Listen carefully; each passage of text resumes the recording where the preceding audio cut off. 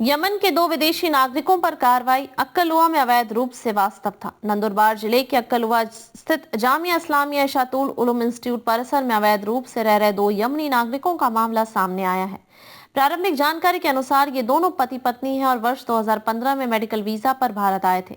वीजा की अवधि समाप्त होने के बावजूद वे यहां रह रहे थे। इस मामले में अक्कलुआ पुलिस थाने में यमन के नागरिक खालिद इब्राहिम सालेह अल कादमी और उनकी पत्नी खादिजा इब्राहिम कासिम अल नाजरी, साथ ही जामिया इंस्टीट्यूट के संस्थापक गुलाम वस्तानवी और प्रशासक हुजैफा वस्तानवी के खिलाफ मामला दर्ज किया गया है।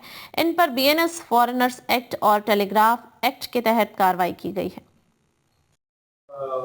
त्याच्या वास्तव्याचा कालावधी संपल्यानंतर सुद्धा बेकायदेशीरपणे राहत होते, असं काही प्रकरण समोर आलंय का आणि काय कारवाई केली? नमस्कार.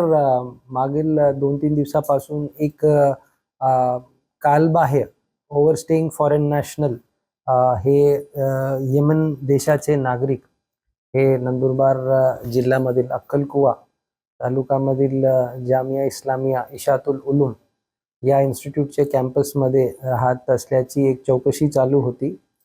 2015 मध्ये सदर परिवार आला होता व्हॅलिड व्हिजावर आणि त्यानंतर त्यांचा व्हिजा एक्सटेन्शन नाही झाला आणि तरीसुद्धा ते बेकायदेशीरपणे भारतात राहत होते.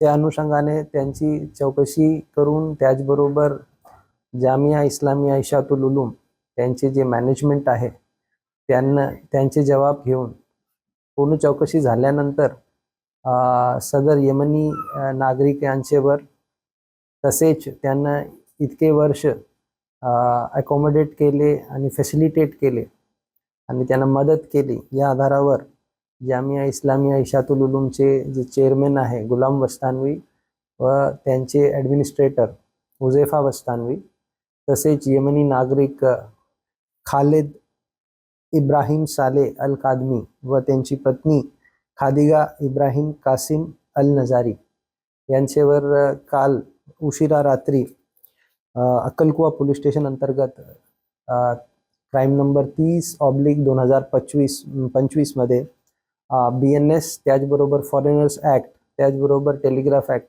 या 3 कायद्याअंतर्गत वेगवेगळे कलमान्वये गुन्हा दाखल करण्यात आलेला आहे.